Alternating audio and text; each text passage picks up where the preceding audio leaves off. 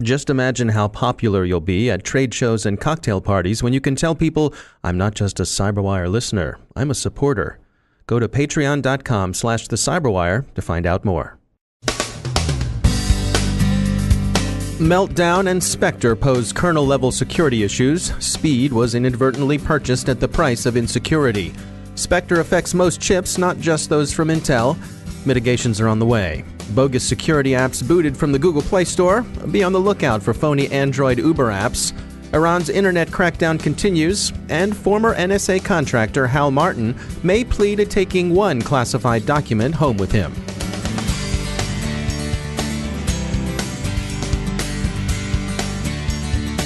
Time for a few words from our sponsor, Cylance. You've probably heard of next-generation anti-malware protection, and we hope you know that Cylance provides it. But what exactly is this next generation, and why should you care? If you're perplexed, be perplexed no longer, because Cylance has published a guide for the perplexed. They call it Next Generation Anti-Malware Testing for Dummies, but it's the same principle, clear, useful, and adapted to the curious understanding. It covers the limitations of legacy anti-malware techniques and the advantages of artificial intelligence, and why you should test for yourself, how to do the testing, and what to do with whatever you find. That's right up my alley, and it should be right up yours too. So check it out at Cylance.com.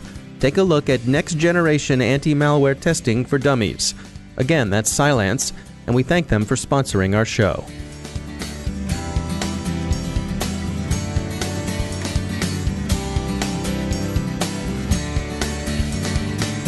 Major funding for the Cyberwire podcast is provided by Cylance. I'm Dave Bittner with your Cyberwire summary for Thursday, January 4th, 2018. So, these computer things that run on this internet thing seems to be a little slower than usual, friend. Do they seem run down, sister? Not the same snap, crackle, and pop you're used to, brother? No? Well, maybe not yet, but you might notice it before too much longer. We're talking, of course, about the processor chip vulnerabilities that have been discussed this week. They've received a lot of names, F-Wit and Kaiser among them. And we won't use F-Wit because we're a family show, and if any children are listening, neither should you, kids. The names that are sticking, however, are Meltdown and Spectre. The fact that these both come with snazzy logos ready-made, Spectre represented by a Pac-Manian cartoon ghost, Meltdown by a Daly-esque melting shield, suggests that they've been known to some people for some time. And indeed, Google blogged yesterday that its Project Zero discovered and quietly disclosed them last summer. The vulnerabilities are found in processor chips, and they enable side-channel attacks in affected systems. According to Google, the vulnerabilities are rooted in the way chips are engineered for efficiency to perform speculative execution, which enables the threading that lends processes the smooth speed users expect. Meltdown, which is CVE 2017-5754, permits ordinary applications to evade the security boundaries usually enforced at chip level to access the private contents of kernel memory. The vulnerability appears confined largely to Intel chips. Spectre, which is CVE 2017-5753 and CVE 2017-5715, is the more widespread and potentially dangerous of the two. It enables an attacker to bypass isolation among different applications. Yesterday's report said only Intel chips were affected. Some competing manufacturers initially said their processors were unaffected. Well, not so fast. That optimism seems to have been misguided. Most recent processors share the Spectre vulnerabilities, if not the Meltdown issue. Spectre has now been identified in ARM and AMD chips as well, as Intel has helpfully pointed out. Microsoft has issued an out-of-band patch to mitigate the problems for its products. Other vendors either have or shortly will make mitigations available. These are expected to fix the security issues, but at the expense of performance. Many experts are advising people that their patch devices will run noticeably more slowly. Cloud users should experience similar slowdowns. One point worth noting is that there are a lot of ARM chips in Internet of Things devices. If those are susceptible to Spectre, as they seem to be, this means there will be a lot of small, scattered, difficult to the point of impossible to patch IoT devices out there. Michael Daly is the Chief Technology Officer at Raytheon for cybersecurity, and he joins us to share his view on Spectre and Meltdown. The standard story of patch quickly is really what we need to take away from this immediate problem. Meltdown has been out there since June of last year, and we have to assume at this point that some criminal organizations and nation-state adversaries are aware of the details of this and have been aware of it. It's unlikely that was kept, quiet from them. So they've had time to develop exploits for it. And so now that the patches are out, and I saw Microsoft put out the Windows patches this morning, we need to get those installed quickly. Are we thinking that the software patches are going to be a long-term solution, or ultimately we're going to have to see some hardware fixes as well?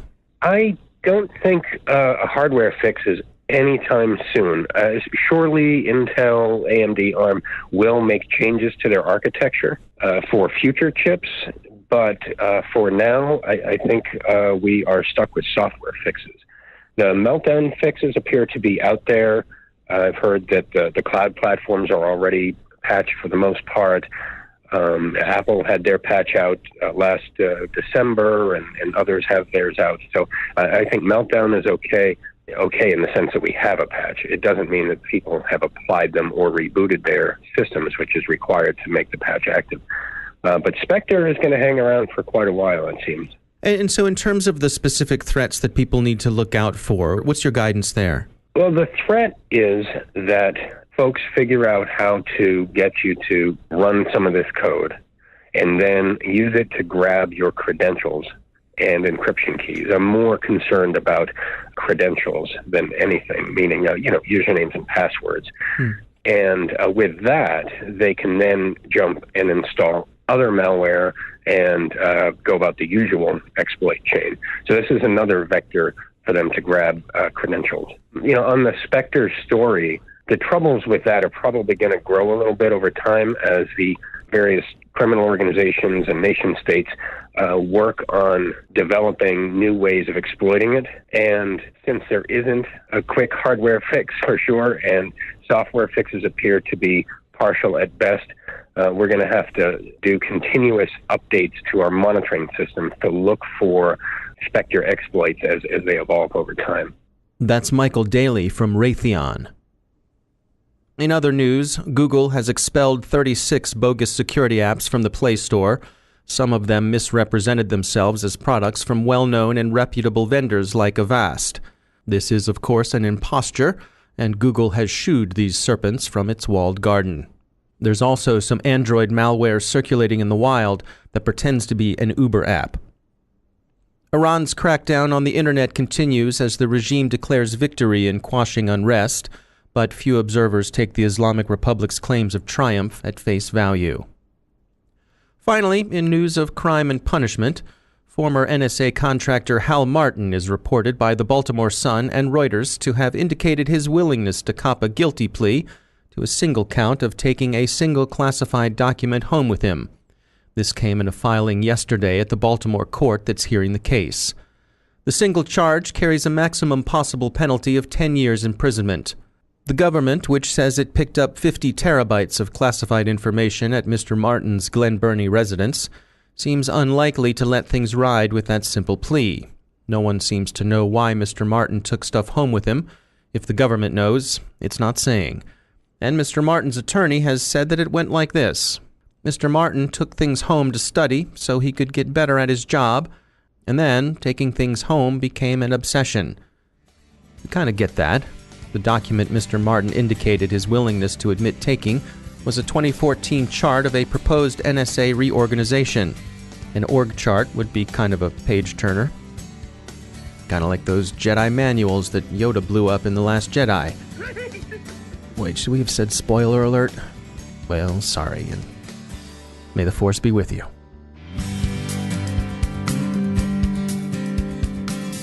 And now, a moment to tell you about our sponsor, Control Risks. Successful companies seize opportunities in new markets, but where there's opportunity, there's risk. Whether you want to move your client data to the cloud, bring an office online in China, or acquire a competitor in Mexico, keeping your information secure is paramount. To do that, your cybersecurity decisions must be aligned with your business strategy, driven by reducing your risk. In such complex environments, there's no substitute for expertise on the ground. With over 2,500 employees in 37 offices around the world, Control Risks can help you assess and manage the risk to your business, as they have for over 40 years across 178 countries. If you need to get a handle on your cyber risk in an emerging market, Control Risks will meet you there. Find out more at controlrisks.com. That's controlrisks.com, and we thank Control Risks for sponsoring our show.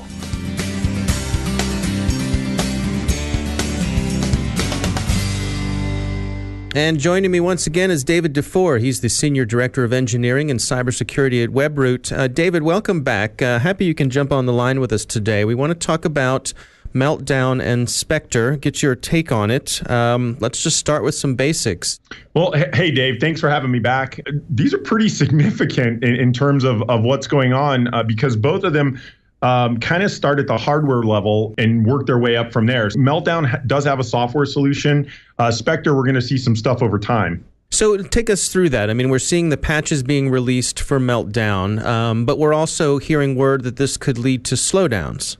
Right. That's exactly right. It has to do with the memory and paging and how that's done physically on the system. And so operating system providers can do a lot of work in the kernel to lock that down and ensure that with Meltdown, they're able to secure that memory allocation and that people aren't able to get to things they're not supposed to. But in doing so, they're having to forego some of the performance capabilities of that chip. And so you're going to see some hit at the kernel level in the operating system simply to prevent nefarious actors from being able to access those memory locations.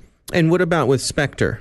Well, Spectre is kind of a exciting but terrifying thing in and of itself. As with Meltdown, we can get a software solution out pretty quickly, and yes, there'll be a CPU hit. It's a pretty definitive fix. With Spectre, we're seeing that on multiple hardware platforms.